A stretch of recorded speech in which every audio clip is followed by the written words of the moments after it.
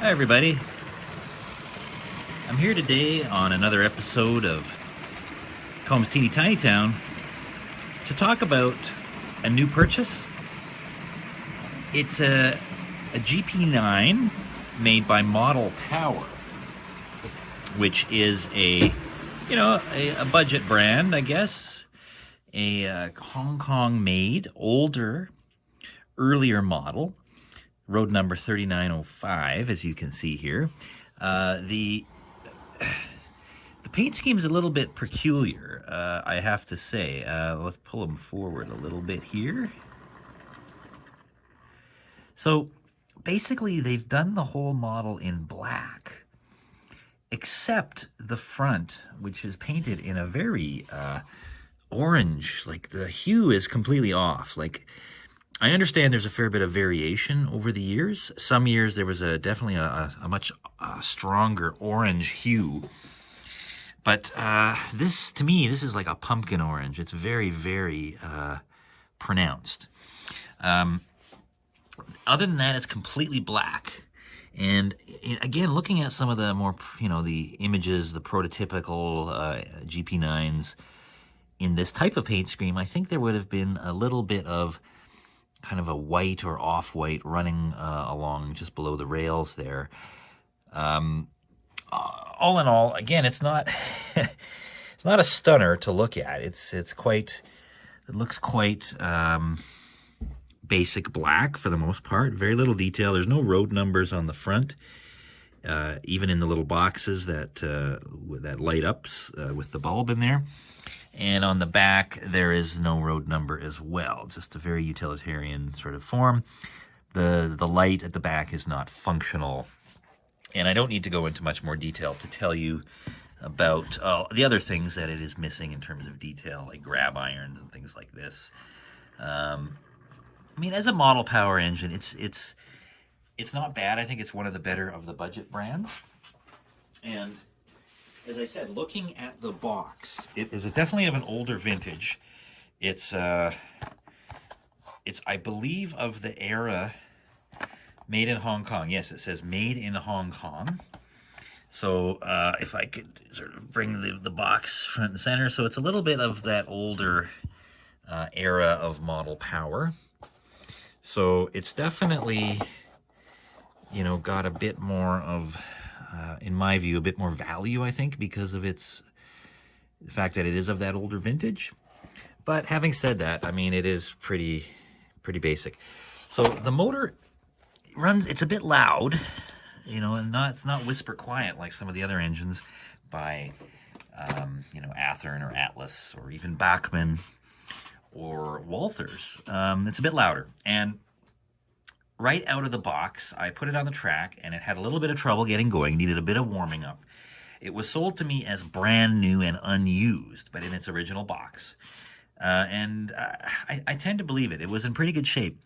Now, having said that, after running it on the track and warming it up in the forward direction, I put it on the track and ran it in reverse, and immediately it stopped moving, and the engine, I could tell something, it had thrown perhaps a drive shaft. So I opened it. I had to open it up, of course, and get the drive shaft put back into place.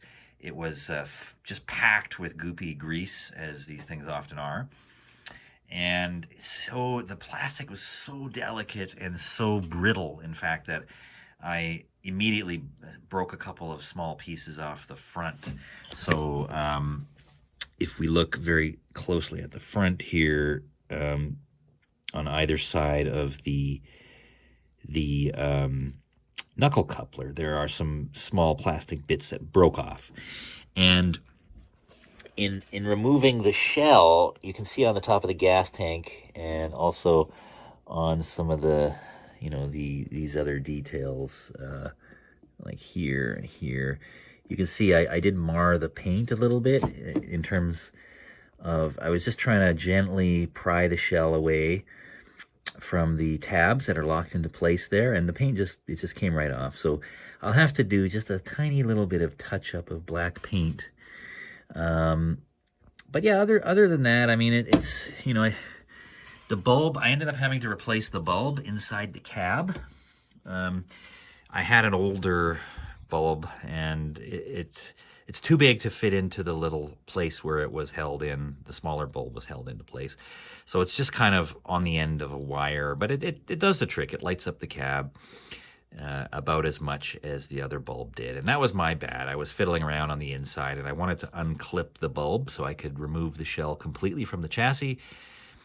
But again, the plastic was so brittle that it just broke, and the bulb just broke. So I guess it had been held in place by probably a drop of glue or something. So in any event, I replaced the bulb. It works again. So all of this is to say, it's probably not going to be an engine that I use in a lot of my time here on the layout. It looks a bit funny. It runs a bit roughly. It's a bit noisy, and the details are, the paint in particular, the orange is really kind of off-putting. Unfortunately, I purchased it as a used item in the box at considerable discount, and the only photographs of it inside the box really didn't do justice to the paint. So it wasn't until I got it in hand that I realized the paint was quite off.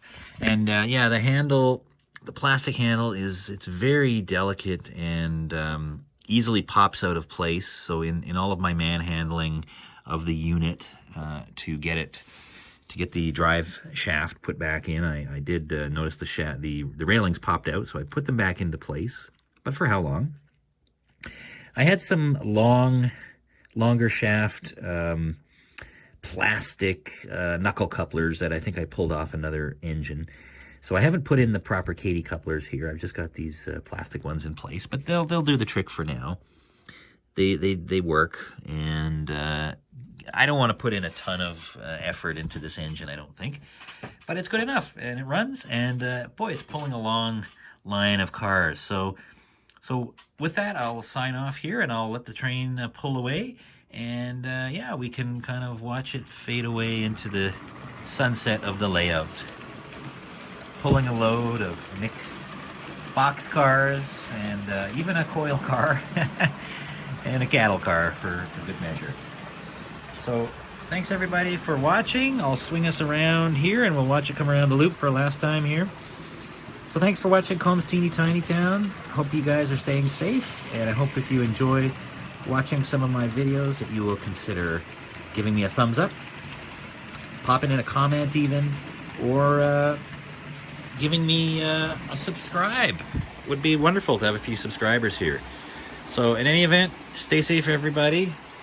And this is Kohm's Teeny Tiny Town signing off for today with a CN Model Power HO GP9.